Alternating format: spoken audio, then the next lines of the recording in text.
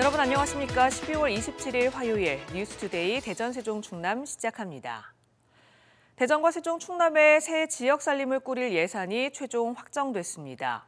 대전은 방위사업청 등 공공기관 이전, 세종은 행정수도 완성, 충남은 가로림만 해양정원과 원산도 레포츠센터 등 꽉 막혔던 지역 현안의 혀를 뚫어줄 예산들이 대거 반영됐는데요.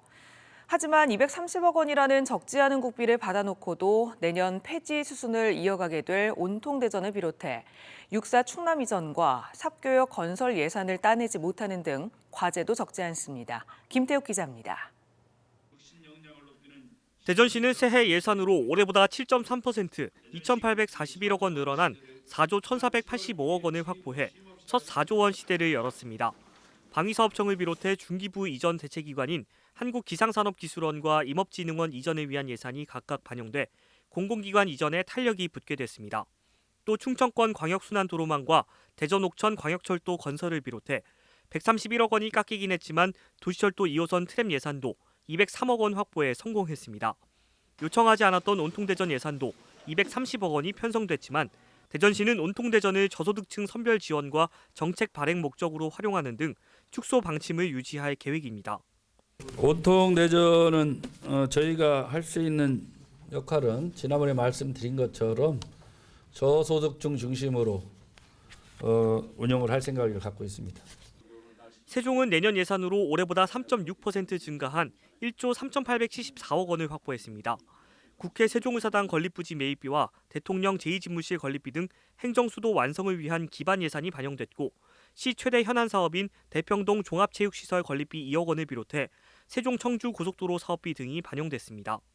2027년 하계 세계대학 경기대회 성공 개최, 그리고 미래전략수도 기반 조성, 행정수도 완성 등 역장 사업 추진에 탄력이 붙을 것으로 기대하고 있습니다. 충남은 올해보다 8.2% 6,850억 원 증가한 9조 589억 원을 확보하면서 처음으로 9조 원 시대를 열게 됐습니다.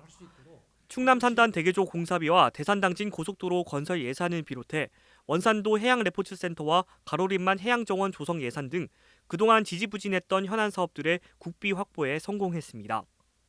정부 예산 신규 사업 반영 등 올해 성과를 기반으로 2024년도 국비 10조 원 시대를 열겠습니다.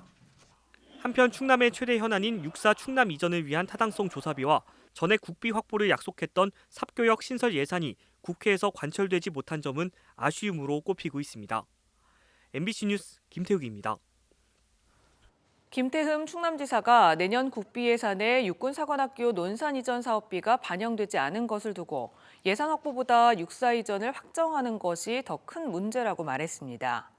김 지사는 새 예산과 관련한 기자회견에서 윤석열 대통령도 육사 이전에 확고한 인식을 가지고 있다며 도민의 힘을 모아 반대 여론을 설득해 육사 이전을 반드시 관철해내겠다고 밝혔습니다. 윤 대통령의 지역 공약인 육사 논산 이전은 올해 정부 예산에 관련 용역비 5억 원이 책정됐지만 국방부가 이를 집행하지 않았고 육사 총동창회를 중심으로 한 반대 여론에 부딪힌 상태입니다. 당대표 출마 의사를 밝힌 안철수 국민의힘 의원이 어제 대전을 방문해 총선 승리를 위해서 수도권과 충청권 표심을 끌어올릴 사람이 당대표가 돼야 한다고 말했습니다. 안 의원은 지난번 총선 당시 수도권과 충청에서 지는 바람에 국민의힘이 쪼그라들었는데 경기도 성남을 지역구로 두고 대전과 인연이 있는 자신이 표심을 끌어올릴 적임자라고 주장했습니다.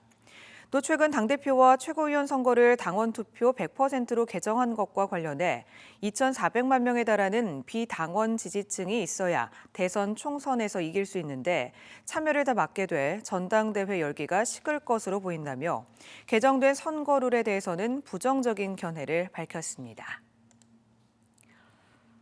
올 한 해를 키워드로 정리하는 기획뉴스, 이번에는 기상재난입니다. 기상이변이라 할 정도로 올해는 유독 가뭄과 폭우, 무더위 등이 기승을 부렸죠.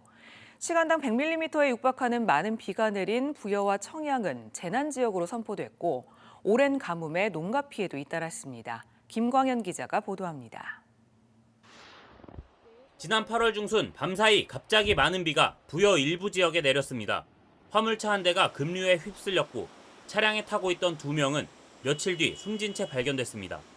시간당 100mm에 달하는 폭우가 쏟아진 한 마을은 60여 가구 중 20여 가구가 매몰되거나 침수됐습니다. 다 이렇게 생겨서 진짜 아이고 이게 말을 할 수가 없더라고요. 그래서 그래도 어쨌든 간에 삶의 터전이잖아요. 논과 밭 수백 헥타르가 물에 잠겼고 물이 빠지자 작물은 썩기 시작했습니다. 한 달 반 보름 있으면 수확이 예정인데 이렇게 물에 잠겨 있으니 참 참담한 심정입니다. 피해액은 수백억 원에 달했고 피해가 집중된 부여와 청양은 특별 재난 지역으로 선포됐습니다. 불과 2달 전까지만 해도 상황은 달랐습니다. 보령댐의 저수율이 20% 수준까지 떨어지는 등 극심한 가뭄에 지자체가 준공도 안 한 양수장을 가동하기까지 해야 했습니다. 봄철 가뭄이 극심하다 보니까 못 내기도 못할 형편이었습니다. 긴급하게 결성 양수장을 가동해서 가뭄과 폭우가 연이어 이어지면서 고구마 바이러스 복합 감염이 발생하는 등 엎친 데 덮친 격으로 병해충 피해까지 잇따랐습니다. 6월 말에는 때이른 열대야가 발생했고 낮 기온이 33도를 넘는 폭염도 6월 초부터 9월 중순까지 장기간에 걸쳐 이어지는 등 올 한 해 더위도 극심했습니다. 이러한 극단적인 기상 상황에 대해 기상청은 기후 변동성이 뚜렷해지고 있다고 분석한 가운데 중장기적인 재해 대책 마련 또한 시급한 과제로 떠오른 한 해였습니다. MBC 뉴스 김광현입니다. 대전시가 과학기술진흥 종합계획 수립 방향을 심의 의결하는 등 세계적인 과학산업 융합 혁신 거점 조성에 나섰습니다. 대전시는 대덕특구의 독보적인 원천 기술을 집약해 사업 모델을 창출하는 딥테크 기업을 육성하고 나노반도체와 바이오 헬스, 우주와 국방 등 4대 핵심 전략 사업 고도화를 통해 지역 특화 과학 산업을 키워낼 방침입니다. 대전시는 내년 4월까지 이 같은 방향의 과학기술진흥 종합계획을 수립한 뒤 향후 5년 동안 창업과 일자리 창출을 아우르는 과학산업 육성 방안을 추진할 계획입니다. 서산시가 대산산업단지의 국가산업단지 지정과 신산업으로의 전환 등을 추진합니다. 서산시와 충남연구원은 앞으로 1년 동안 대산산업단지를 석유화학으로 특화된 국가산업단지로 조성하는 방안과 신산업 전환, 기반시설 확충 등의 문제점 개선 방안을 연구합니다. 시는 이번 연구 결과를 정부와 충남도의 계획에 반영하고 각종 공모 사업을 유치하는 데 활용할 방침입니다.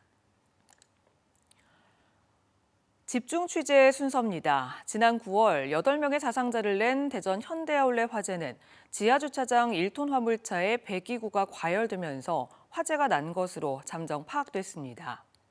특히 대전 MBC가 단독 보도한 대로 방화 셔터 가운데 절반 이상은 작동하지 않았고 스프링클러도 작동한 기록이 없었습니다.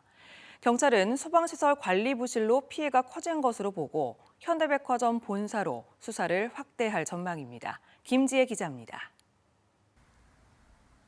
지하 주차장에서 난 불로 7명이 숨지고 1명이 크게 다친 대전 현대아울렛 화재 원인은 1톤 화물차에 과열된 배기구와 쌓여있던 종이 상자 때문이었습니다.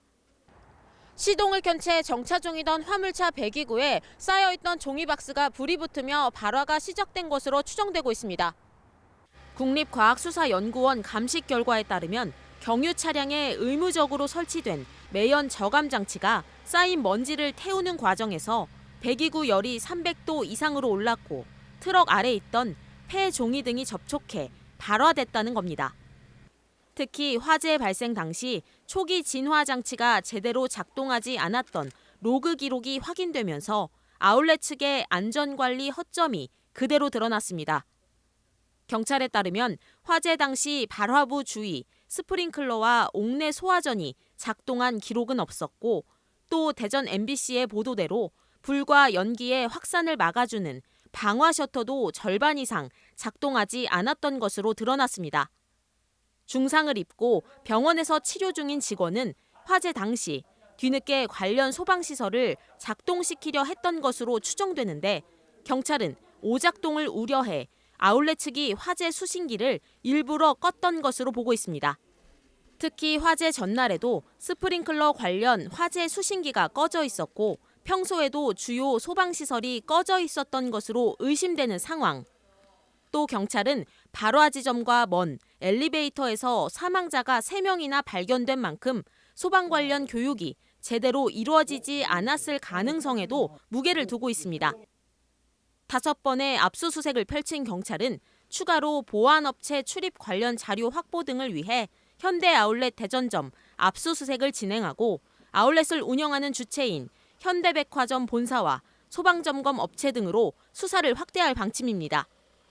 국가수 감정 결과를 토대로 현대 대전점 관계자들뿐만 아니고 이번 화재와 관련된 본사 관계자 등 관련자들에 대해서 엄정 수사하도록 하겠습니다. 경찰은 업무상 과실치사상 혐의로 현대백화점 본사 관계자들로 입건 대상을 넓히고 이미 입건된 13명 중 일부에 대해서 이번 주 중 구속영장을 청구할 방침입니다. MBC 뉴스 김지혜입니다. 검찰이 독성물질이 든 공장 폐수를 자회사 공장에 떠넘긴 의혹을 받는 현대오일뱅크를 수사하고 있습니다. 현대오일뱅크는 지난 2019년 10월부터 오염물질 배출 허용 기준치를 초과한 서산 대상공장 폐수를 가까운 자회사인 현대 OCI로 보내고 충남도에는 기준치를 축소해 신고한 혐의를 받는 것으로 전해졌습니다. 충남도 특별사법경찰은 지난해 11월 해당 사건과 관련해 수사에 나섰고 사건을 넘겨받은 환경부가 지난 8월 관련자들을 기소 의견으로 검찰에 송치했습니다. 적자 증가로 운항이 중단될 위기에 놓였던 보령 대천항에서 호도와 녹도, 외연도에 오가는 여객선 항로가 국가보조항로 지정 절차를 밟습니다. 보령시는 내년 정부 예산에 외연도 항로에 투입될 국고 여객선 건조 비용 24억 원이 책정돼 다음 달부터 대산지방해양수산청이 국가보조항로 지정 공고와 사업자 모집을 진행할 것이라고 설명했습니다. 국가보조항로 지정과 국고 여객선 투입까지는 최소 2년이 걸릴 전망이며 현재 해당 항로를 운항하는 선사에 주는 운영지원금 2억 8천만 원도 내년 국비에 반영됐습니다. 디지털 전환 가속화로 우편 물량이 감소하며 우체국의 적자가 이어지는 가운데 올해 들어 전체 택배시장 내에서 우체국이 배달한 소포는 7.8% 남짓에 그치고 있습니다. 사정이 이렇다 보니 우체국에서 택배 업무 배분을 놓고 또 다른 논란이 빚어지고 있습니다. 바로 우체국에서 집배원과 같이 택배를 배달하는 특수고용 노동자인 위탁 택배원들인데요. 무엇이 문제인지 이현정 기자가 내막을 들여다봤습니다. 충청지방우정청 앞에 충청권에서 일하는 위탁 택배원 200여 명이 몰렸습니다. 그간 우체국은 집배원과 우정사업본부 자회사인 물류지원단 소속 위탁 택배원들이 나누어 택배를 배달해왔는데 위탁 택배원들이 일부 배달해왔던 소형 택배 물량을 내년부터 집배원들이 전량 배달하게끔 했다는 것이 위탁 택배원들의 주장입니다. 결국 자신들이 배달할 수 있는 물량이 줄어들어 일거리가 사라지고 있다는 겁니다. 저희가 물량을 이제 석칭 우체국의 통제의 정책 상황으로 뺏기게 되면 최소 40만 원에서 많게는 60만 원 정도의 손해를 보게 되는 상황입니다. 2kg 이하의 소포를 의미하는 소형 소포는 위탁 배달자들이 배달하는 소포 중 대략 40%를 차지하고 있습니다. 우정사업본부는 소포 물량이 감소하거나 정체되고 있지만 비용은 지속적으로 상승하고 있어 소포 사업의 경쟁력을 고민할 수밖에 없다는 입장이라 양측의 갈등은 당장은 접점이 보이지 않는 상황입니다. 특히 소포, 분류, 배달 수수료 인상을 놓고도 갈등이 커지고 있습니다. 사실상 위탁 택배원들의 임금과 같은 수수료를 놓고 노조 측은 물가 상승 등을 고려할 때 올해 3%, 내년 3%는 인상해야 한다는 입장입니다. 먹고 사는 게 너무 힘든 상황에서 3%마저 이제 인상이 되지 않으면 임금이 삭감이 되는 상황인 거죠. 우정사업본부는 국회로부터 배당된 올해 예산이 작년과 같은 2,458억 원으로 내년 3% 인상은 어렵다는 입장입니다. 현재 예산이 올해랑 동일하게 23년 예산이 편성됨에 따라서 내년 3% 추가 인상이 어려운 상황으로 지금 현재 예산이 편성돼 있습니다. 노사 간 단체 협약이 내년 1월 초까지 효력을 유지하는 가운데 노조 측은 단체 협약 결과에 따라 집회 등 행동에 나서겠다고 밝혔습니다. MBC 뉴스 이현정입니다. 부여군 지역화폐 굿들의 페이가 행정안전부 주관 2022년 지역사랑 상품권 우수사례 평가에서 대통령상을 수상했습니다. 2019년 12월 발행을 시작한 굿들의 페이는 다른 지자체와 달리 카드 수수료가 없고 가맹점 간 재사용으로 순환 부가가치를 창출하는 전국 최초의 공동체 순환형 지역화폐입니다. 현재 굿들의 페이 가입자는 부여군 인구보다 많은 65,952명이며 가맹점은 3,297개에 달하고 있습니다. 예산군은 새해 첫날 예당호 야외 공연장에서 해맞이 행사를 3년 만에 대면으로 열기로 했습니다. 해맞이 행사에서는 팝페라 대북 공연 등이 펼쳐지고 새해 복덕과 따뜻한 음료, 손난로 나눔 행사가 진행되며 오전 7시부터 8시까지 선착순 100명을 대상으로 예당호 모노레일 무료 탑승 이벤트도 마련됩니다. 또 새해 첫날 하루는 예당호 모노레일 탑승권을 할인해 3,000원에 판매합니다. 지난 10월 대전에서 열린 세계지방정부연합 총회로 인한 경제적 파급 효과가 714억 원에 달하는 것으로 분석됐습니다.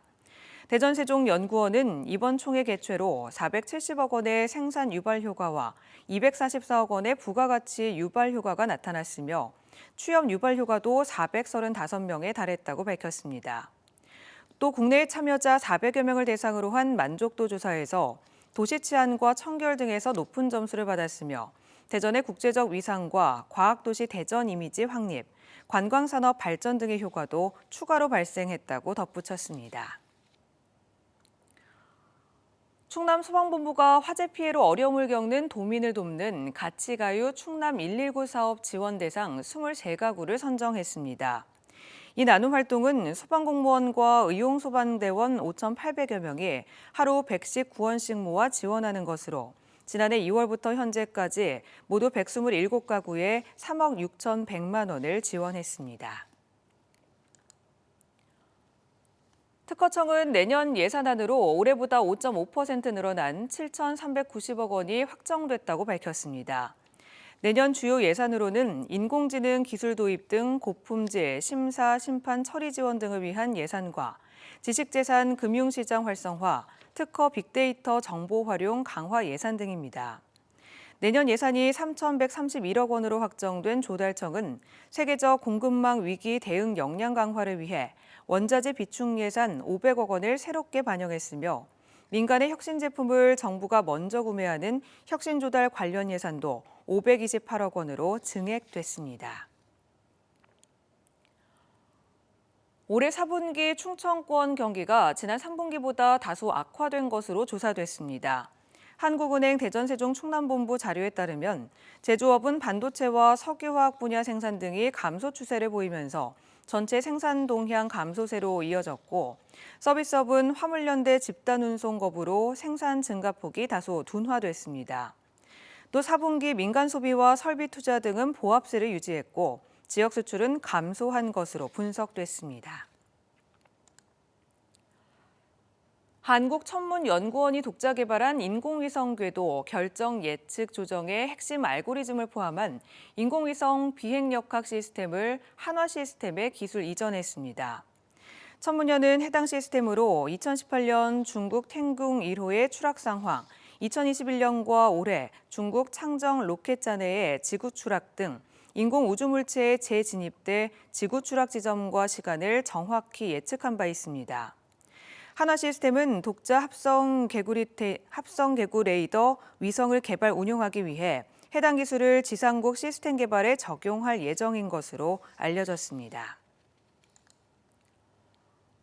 세종시가 환경부와 우정사업본부, 세종시 약사회 등 관계기관 6곳과 업무 협약을 맺고 우편 서비스를 활용한 폐의약품 회수 활성화에 나섭니다.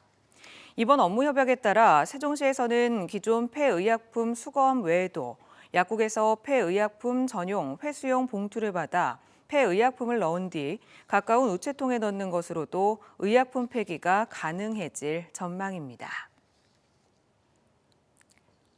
이상으로 화요일 뉴스투데이 대전, 세종, 충남을 모두 마칩니다. 시청해주신 여러분 고맙습니다.